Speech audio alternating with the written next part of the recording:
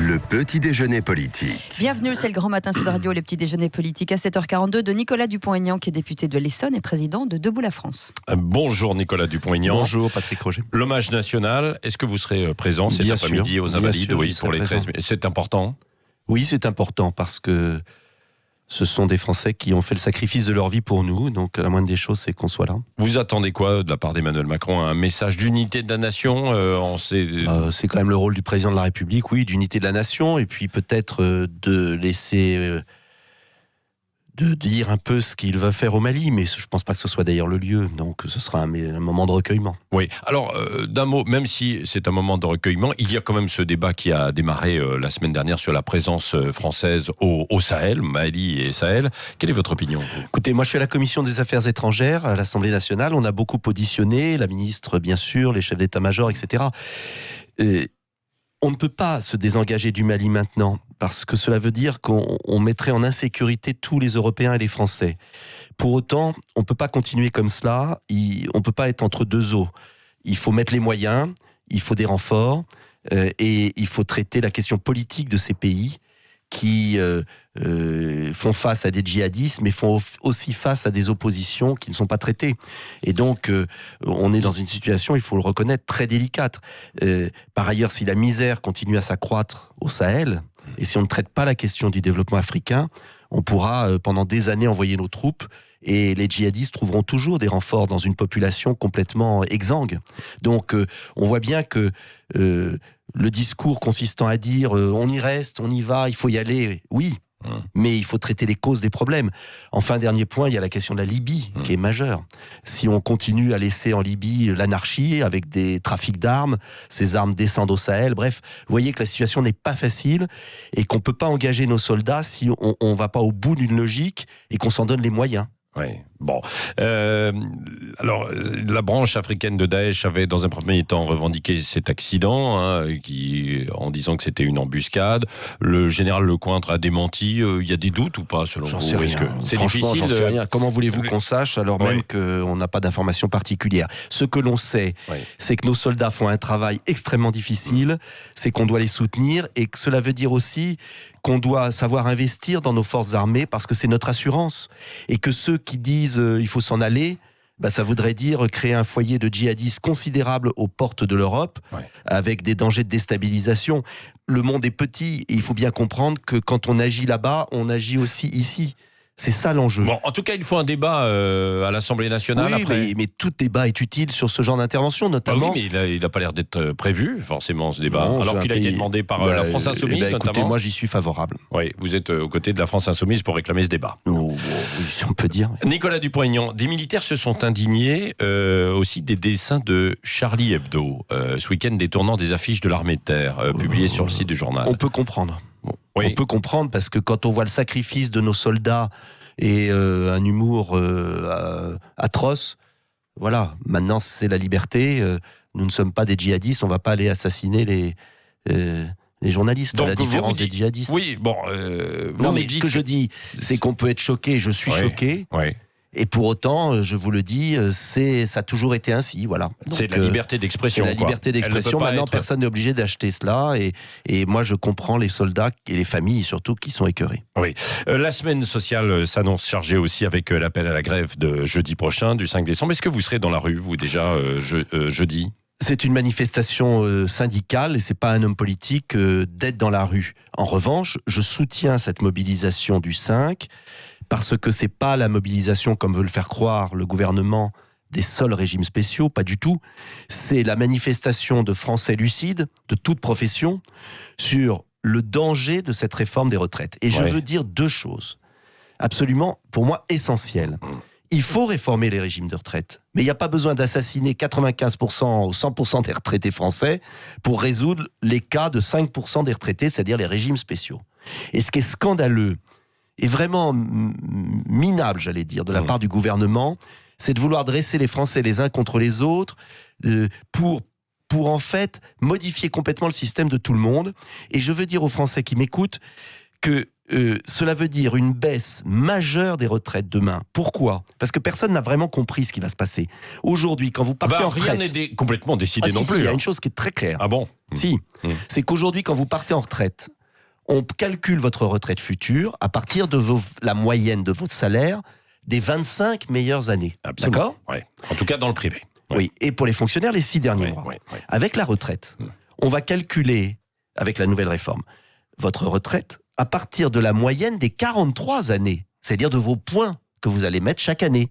Ce qui veut dire, notamment pour les gens qui n'ont pas de carrière linéaire, notamment pour les femmes qui prennent des congés maternité plus longs, notamment pour ceux qui ont des périodes de chômage, qu'on ne va pas garder leurs 25 meilleures années. On va prendre les 43. Ce qui veut dire, il y a Collectif Retraite, le journal Le Parisien et d'autres, donc c'est pas moi qui suis susceptible de mauvaise foi, qui ont calculé que ça faisait une baisse de 9 à 20% de la moyenne des retraites. C'est considérable, mais considérable. Et je ne parle pas du hold-up du gouvernement sur les 100 milliards de réserves de retraite professionnelles. Les avocats, les médecins, les retraites complémentaires. Vous estimez ça à combien ? 100 milliards ? J'ai lu dans le journal un éditorial de monsieur de Saint-Étienne dans les Échos qui parle même de 120 milliards. Les réserves, donc les gens qui ont bien géré, vous pouvez vérifier. Éditorial de monsieur Saint-Étienne dans les Échos la semaine dernière. Les gens qui ont bien géré leur système de retraite, eh bien le gouvernement leur fait les poches. Je trouve scandaleux qu'on change les règles du jeu au milieu du match. Dernier point, pourquoi je suis fondamentalement hostile, c'est qu'on prend le problème à l'envers. Si on continue comme ça, tous les 2 ans, il y aura une réforme des retraites et il y aura la misère des retraités. Pourquoi ? Parce qu'on ne s'occupe pas des recettes. Si les travailleurs détachés, vous savez, polonais, roumains, etc., payaient des cotisations retraite quand ils travaillent en France, on aurait 1 milliard de plus. Si on luttait contre la fraude, on aurait des économies qui serviraient à payer les retraites. Si on relocalisait un peu les emplois et qu'on évitait les délocalisations, mais nos systèmes seraient équilibrés. Donc on est dans un système fou où l'ensemble de la classe politique, je crois être un des rares à parler de ça, s'occupe toujours des dépenses mais pas des recettes. Si on continue à voir nos usines partir ailleurs, mais alors vous vivrez tous, nous vivrons tous avec des retraites de misère. Donc on prend le problème à l'envers. Occupons-nous de créer de l'emploi en France, de la base productive et nos retraites seront équilibrées. Vous voyez, le gouvernement en fait est résigné. Je lisais l'interview de M. Darmanin. En fait, voilà, on devient un pays de... on laisse nos emplois partir et après on s'étonne que les retraités puissent plus vivre. Donc dans 2 ans, on refera le même cinéma. Et c'est pas possible de continuer comme ça. Il faut relocaliser les emplois. Il faut nous protéger. Il faut avoir une vraie politique économique. Donc, ce qui veut dire que, très concrètement, là, pour cette semaine, comment le gouvernement pourrait déminer ? Bon, il y aura... ça va être difficile, en tout cas, cette semaine. Ce sera à partir de la semaine prochaine. Qu'est-ce qu'il doit faire ? Il doit retirer son projet, alors que là, quand même, 76% des Français disent qu'il faut... Oui, ça, c'est le sondage. Il y a toujours je sais bien, un sondage qui vient à pile à poire. Mais les Français ne sont pas idiots. Ils comprennent bien qu'il y a des injustices. Et moi, on a proposé à Debout la France un programme pour changer le système de retraite. On corrige les inégalités. On accroît la retraite, notamment des conjoints d'agriculteurs, de commerçants, souvent des femmes qui finissent avec 300 € de retraite. C'est dramatique. On lutte contre la fraude, je vous l'ai dit. On relocalise, etc. On peut équilibrer notre système de retraite. Il y a une réforme possible, mais pas une réforme aussi injuste. Et donc le gouvernement ferait bien, à mon avis, mais il ne le fera pas, à mon avis, mais on va y voir, selon la pression, le gouvernement ferait bien d'abord d'appliquer la réforme des retraites aux nouveaux entrants sur le marché du travail. Pas rompre le contrat. Quand les gens ont signé un contrat, on ne change pas les données en cours de route.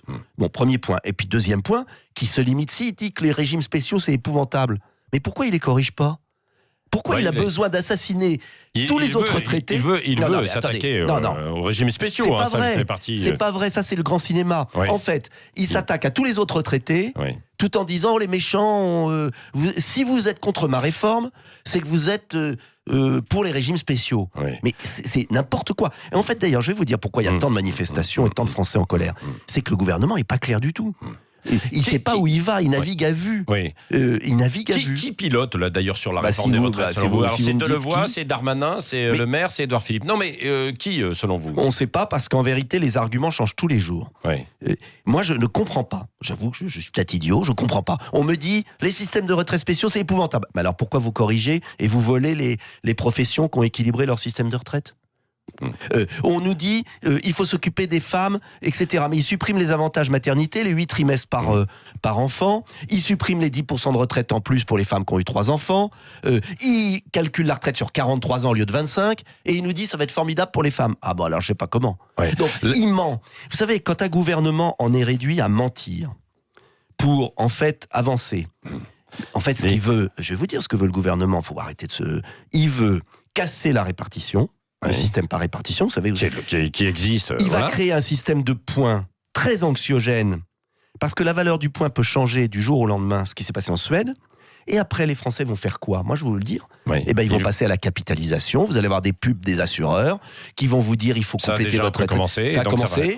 Et en fait, le gouvernement en fait s'attaque à un système de solidarité issu du Conseil national de la résistance, sous la pression des banques et des assurances qu'ont mis en place M. Macron. Moi, je vois ça comme ça. C'est-à-dire que derrière ça, il y a les loups de la finance qui veulent s'emparer du marché des retraites. Oui, vous avez évoqué tout à l'heure l'application pour les nouveaux entrants, c'est-à-dire qu'il faudrait appliquer justement cette fameuse clause du grand-père. Mais ça me paraît la moindre des choses. Ah oui. Mais je vais vous dire pourquoi.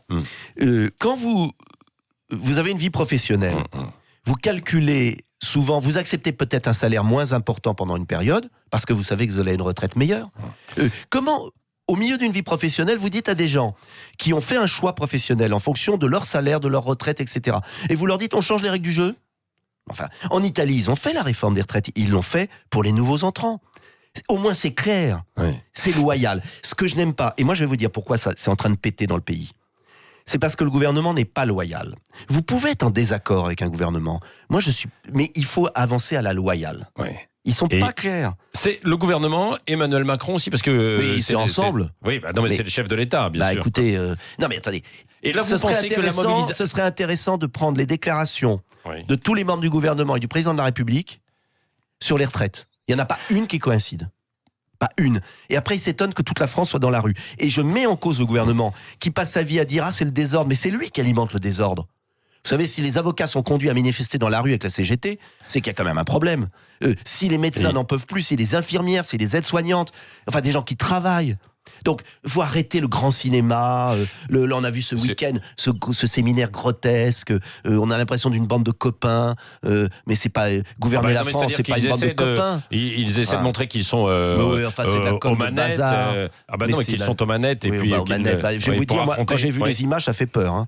Oui, parce que vous redoutez un mouvement dur qui va. Mais oui, parce qu'on a le sentiment. Moi, j'ai pas envie que les Français soient emmerdés tous les matins. D'ailleurs, j'ai proposé, plutôt que de paralyser les transports, je propose la grève de la gratuité. Ça veut dire quoi? C'est avec Delarue, de l'association des usagers. Vous savez qu'aujourd'hui, si les contrôleurs SNCF veulent laisser rentrer les gens dans les trains sans payer, ils ont des peines très sévères. Je veux annuler ces peines. Comme ça, plutôt que de bloquer les trains, les syndicats laisseraient les gens monter dedans gratuitement. Oui, mais ça gênerait beaucoup plus la SNCF, parce qu'ils auraient plus d'argent, mais au moins ça emmerderait pas les Français. Donc ça serait un moyen de réconcilier les syndicats. Semaine, parce que sinon ça va être la pagaille. Déjà, ce sera la pagaille pour les quelques trains. Si c'était gratuit au moins, ça serait quand même mieux. Bon, le mot de la fin avec Cécile de Ménibus. Moi, je vais revenir sur les propos de Erdogan, le président turc, qui